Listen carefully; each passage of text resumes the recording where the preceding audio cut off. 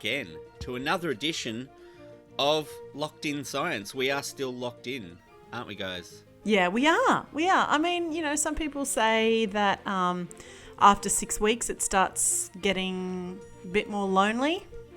I can probably vouch for that. No. Luckily, I've got Locked In Science and I get to discuss, all the wonderful science news of the week with you two.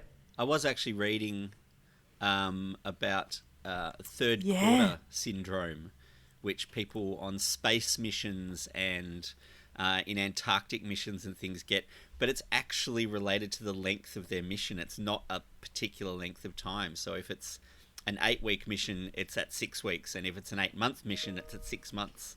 So yeah, but it just, people get a bit aggro and antsy about 3/4 of the way through, but we don't know how long we've got, so we'll just keep making science radio for everyone to listen to.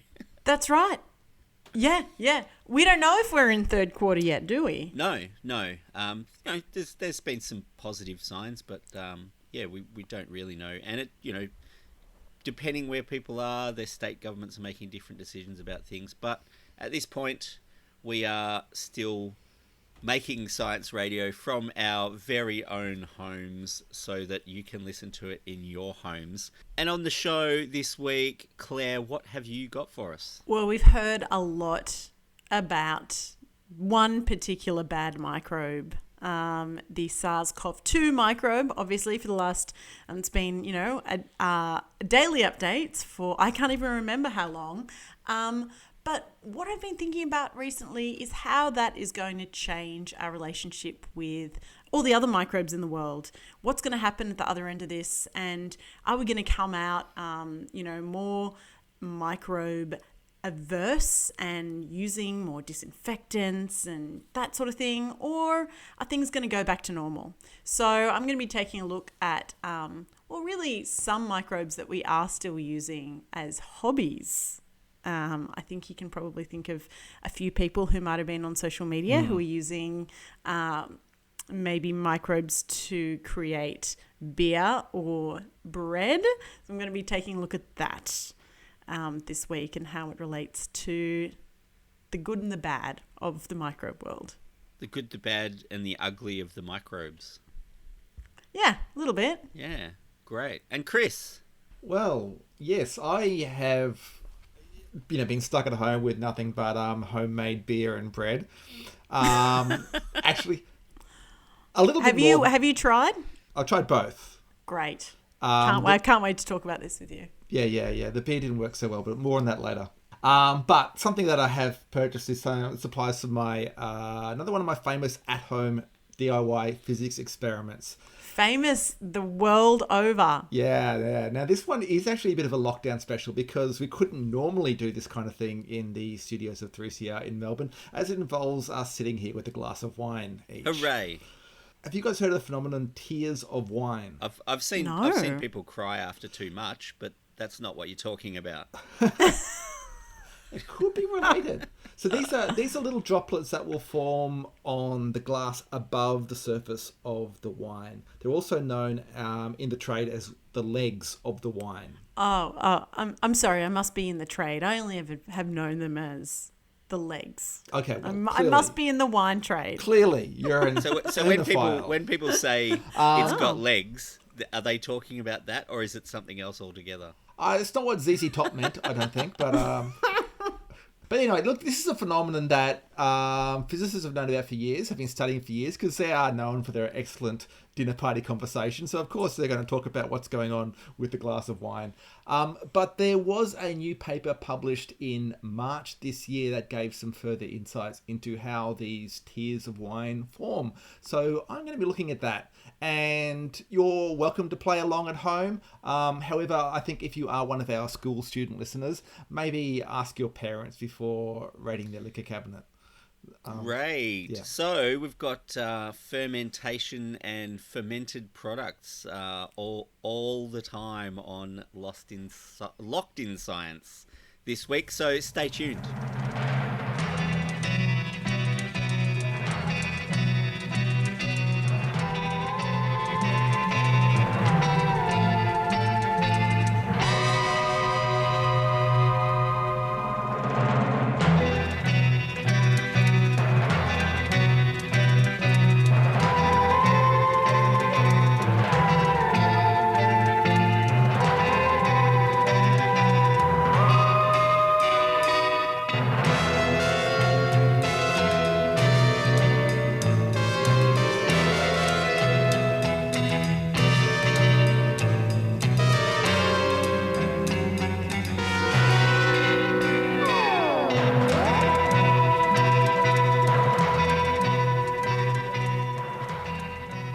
right, so tiers of wine have been... It's a phenomenon with a good vintage. It's been known about for centuries. Now, what is it, though, In fact, Chris? Can you clearly explain what you're talking about here? Okay, so what happens is when certain wines, they will form around the glass above the liquid. There will be some small drops formed. It's kind of a ring of, you see a thin ring of liquid, and that drops like tears come down from it. So you can sort of see lines. They're almost like translucent lines that are coming down from the uppermost part of where the liquid was. Yeah, something like that. Now, as I said, look, this has been known about for centuries. There was actually allegedly a line in the Bible that mentions it. It talks about the wine moving by itself. It says, "Look not thou upon the wine when it is red, when it giveth his colour in the cup, when it moveth itself all right." So that's some people saying, oh, it's because the wine is moving. That's the tears. But that line is also useful because it's kind of a clue to what's going on with the wine. Because you're experts, you're people in the trade, like Claire, who know the legs of wine, often think, oh, this is a sign that the wine is really good. That's what I've heard, people in the biz tell me. But really, all it means is that there is high alcohol content. Oh, doesn't that mean good, Chris? Well, okay, that could be construed as good. It could also be explained why it gives you tears as well. Yes. There's a lot of depth to this. There's a lot going on here. But look, the basic phenomenon is known as the Marangoni effect. It's named after the Italian physicist Carlo Marangoni, who actually did his doctoral thesis on this topic way back in 1865. Wow. Yeah. That was a while ago. That was a while ago. That was... Just as an aside, could you find his published work online? I haven't looked it up. I don't speak Italian. I don't read Italian. I don't read 19th century Italian, I'm sure. Oh, he didn't translate it? Into modern English? I don't think so. Ah. But look, what it means, what the Marangoni effect is, when you have two regions in a fluid with different surface tension, then the liquid will flow from the lower surface tension to the higher surface tension. Because the higher surface tension is kind of pulling on it more. So it's kind of like a potential thing. Yeah. It forms a sort of a potential. Like this effect can be seen in lots of places. It is actually used in manufacturing. It can be seen apparently in soap films or surfactant films, like a detergent, soap forms of film. What happens there is if the film thins out for some reason, then that reduces the surface tension in that part, and so it increases the surface tension in that part, and so the fluid will go and fill up the thinning out bit. So it makes the film stable. By, it evens out the areas of surface tension. So it's a nice little effect that it has kind of in a practical sense, but also works well with wine because alcohol has a lower surface tension than water. So what happens, I've got an empty wine glass here. But you do, I can verify that. I'm going to be using this later on, but when you have, when you have a liquid in a container and it forms a meniscus where it kind of climbs up the edge of the glass. Yes. So that bit where it climbs up the edge of the glass, that is thinner than the rest of it. And so the alcohol in that section will evaporate more than in the main part. Mm-hmm. And alcohol has a lower surface tension than water. So what this means is there is more water around the edge than there is in the middle. And so it will move towards the area of higher surface tension, which is around the edge. And this causes it effectively to climb up the sides of the glass. You got that? Yeah. Yeah. But then the question remained, why does it form these tears?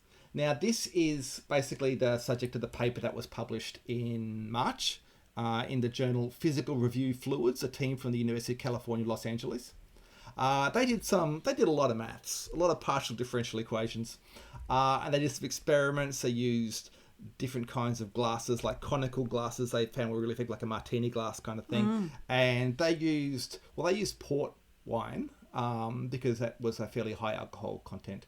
And they found that... I hope they used, they didn't use conical flasks, just conical glasses. Well, a conical Because, flask you goes around the wrong way, doesn't it? I know, but also never drink out of your labware. Am I right? Yeah, it's a bad practice. Well, you clean it, don't you? It's a bad practice. I don't expect physicists to understand, but it is a bad practice. Yeah, we don't deal with that kind of stuff. No.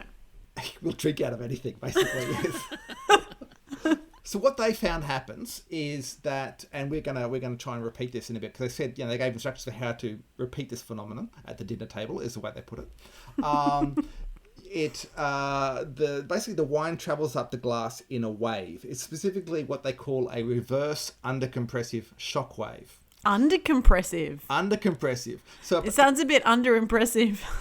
a compressive wave basically is when you have the stuff you have a wavefront. The stuff in the bulk of the wave, behind the wavefront, is moving faster than the stuff in front. And so that's kind of pushing forward like that. Right? Right, yep. And undercompressive, in this situation, essentially the stuff behind the wavefront is moving slower than the wavefront. And so it kind of thins out. So you actually get this, that's why you get this kind of band moving up the glass, because it's thinning out behind the wavefront. Right. They're waves you don't want to surf at the beach, right? No, that would probably, do you some damage, I reckon. Yeah, you would kind of end up dumped into the sand or something like that. So one of the characteristics of a reverse undercompressive shockwave, as you probably realise, is that if any perturbations or imperfections will go through the wave instead of being carried along with it. So these imperfections become the tears that then drip down from the wavefront. Okay, Right. So we're going to try and repeat this. I hope you've got your wine at the ready.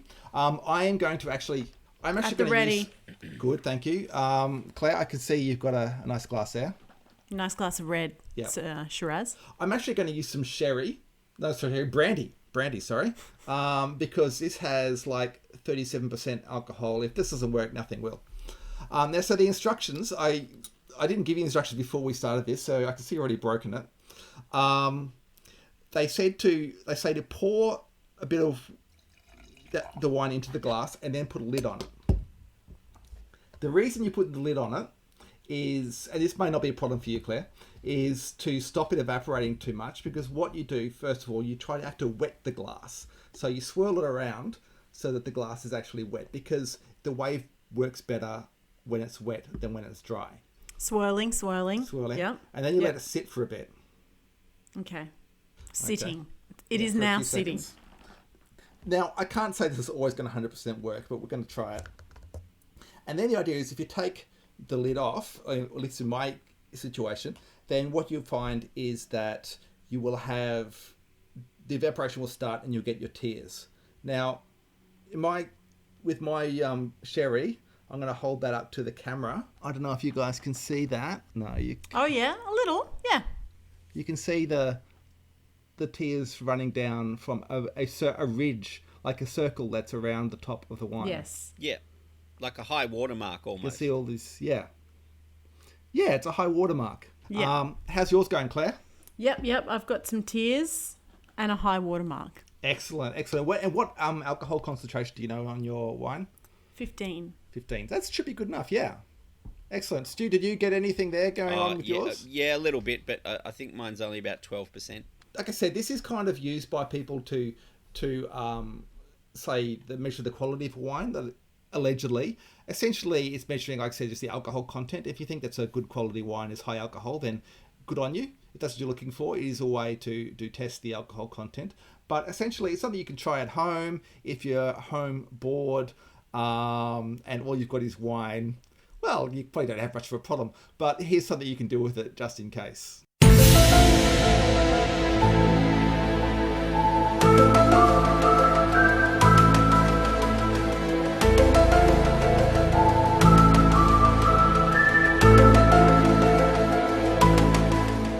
Across Australia on the Community Radio Network, you're listening to Lost in Science.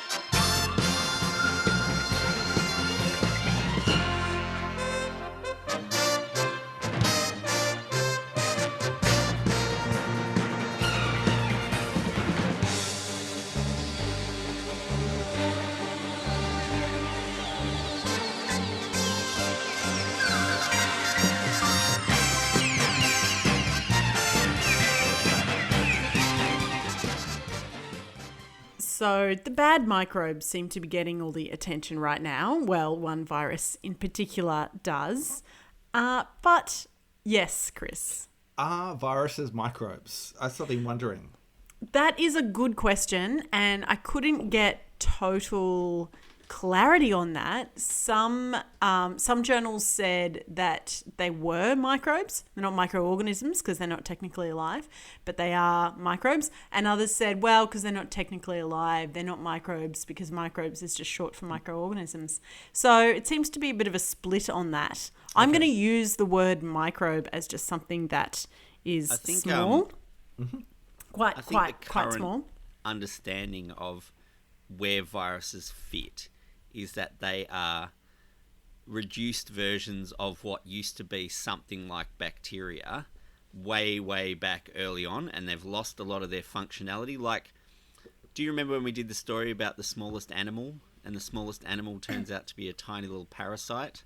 It's lost a lot of function, and all that's left is the parasitic part of the animal that feeds off another animal. Viruses are kind of like parasitic microbes that don't have all of the functions of other microbes. So they did originate as microbes, and they've lost a lot of functions that they can't fulfill for themselves anymore. But they still obviously interact with microorganisms as well.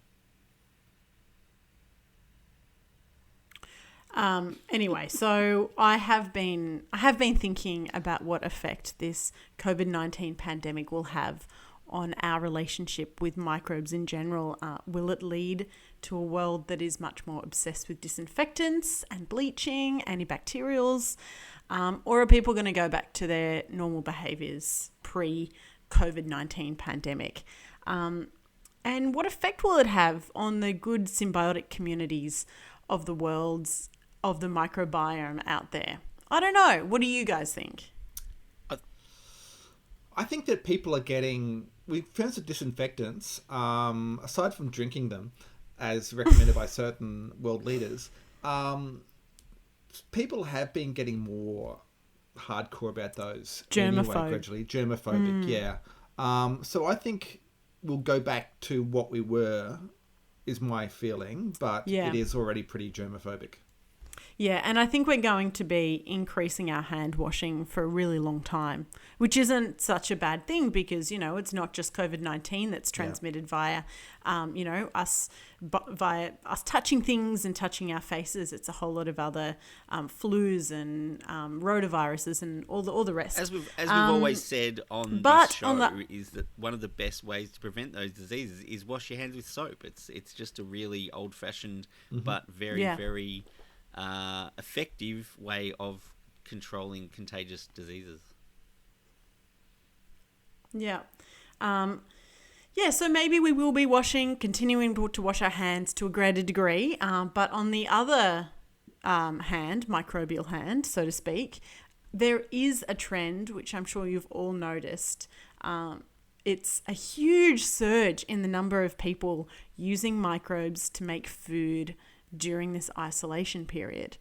I am, of course, talking about the sourdough makers and the home brewers and the kombucha brewers, the sauerkraut fermenters, the kimchi. I've got some kimchi. Full disclosure there. Yeah, I did. Yeah. Is it good? It's not too bad. It's not too bad. Glowing Chris, endorsement. I know it is a glowing endorsement. Well, I think I've probably got a long way to go with. Do you make your own kimchi. vinegar, Claire? Sorry. No, I don't. Do you? It seems really gross. You've got to keep a crock of rotting vegetables in your kitchen while it goes into vinegar. So it sounds a bit yuck to me, but there you go. Yeah.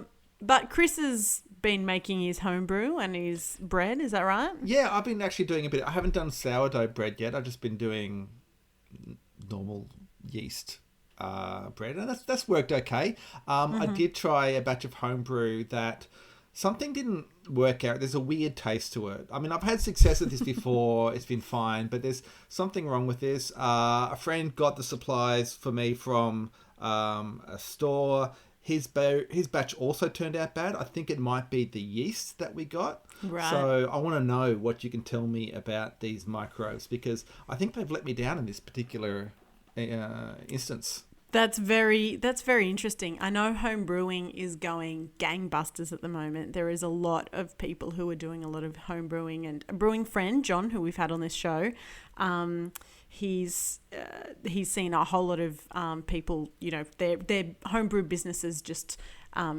boom in this time. But yeah, those particular microbes are different to, you know, the other microbes that we'll be talking about, but anyway, let's stick for the moment with sourdough, because every second social media post you see now, it's all about sourdough starters. Everyone's getting on the sourdough train, and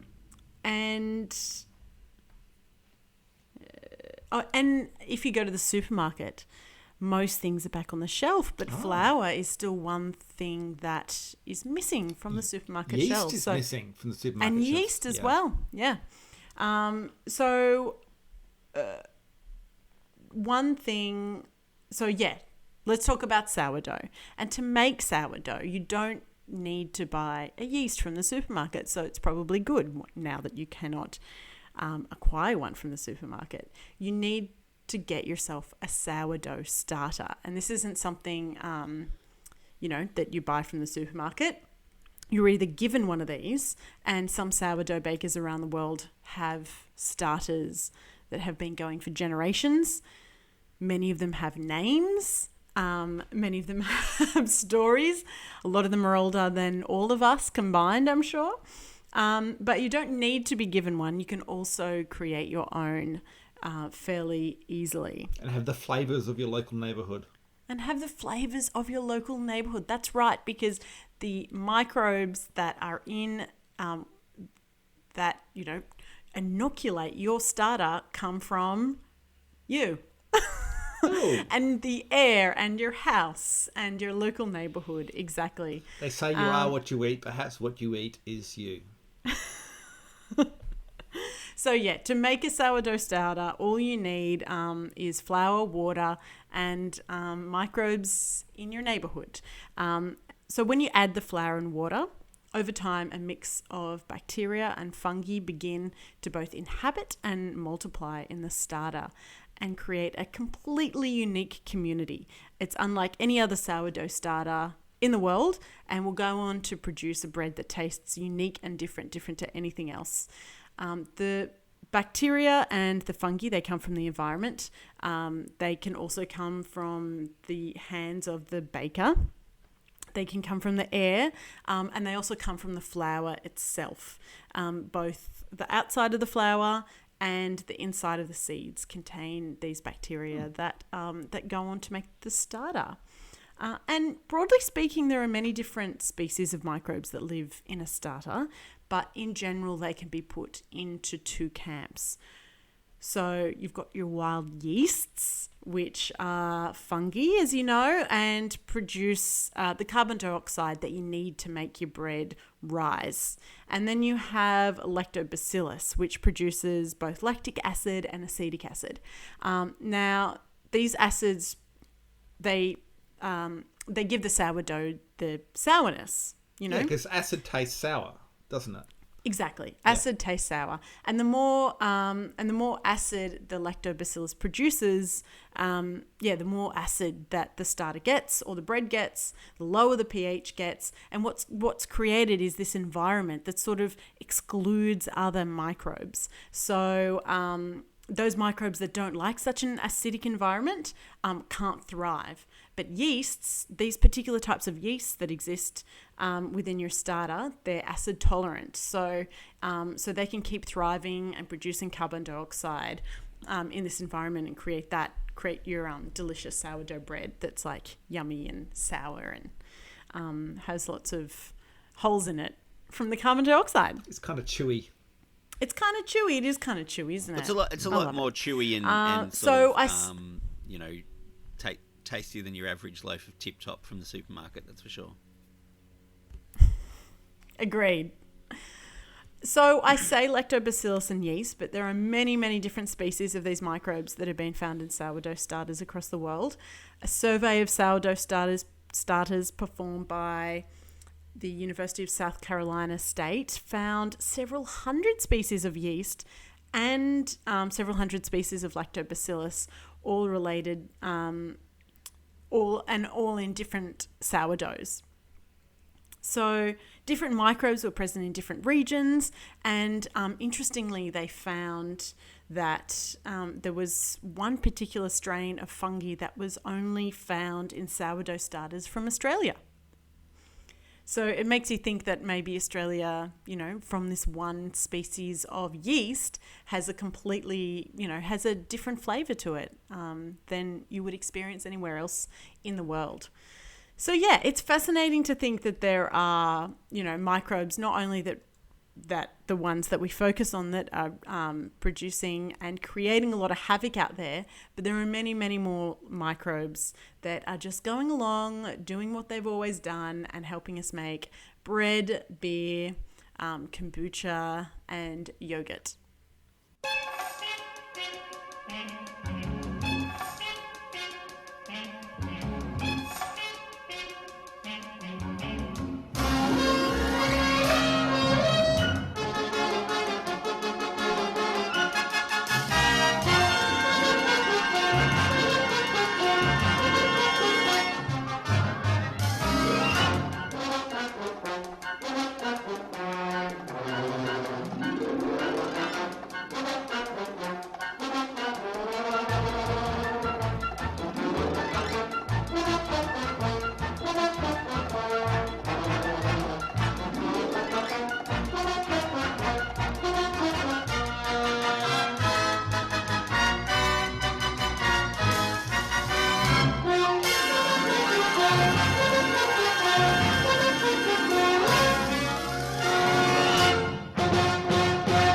Well, we've run out of time again on Locked in Science.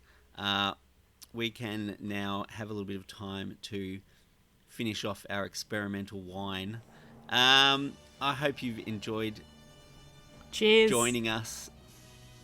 Cheers. For our exploration of wine and bread, which, they're two of the, oldest things that people still eat, really, which is... That's true. So thanks for tuning in. As we have mentioned every week, we are usually recorded in the studios of 3CR in Melbourne, but at the moment we are in our own homes putting together the half hour of science radio you've been listening to. We are broadcast across the country on the Community Radio Network with the financial assistance of the Community Broadcasting Foundation. If you would like to contact us, you can email us. We are lostinsight@gmail.com, or you can find us on Facebook, Lost in Science on 3CR, or you can find us on Twitter, or you can just tune in again next week when Chris, Claire, and Stu get locked in science.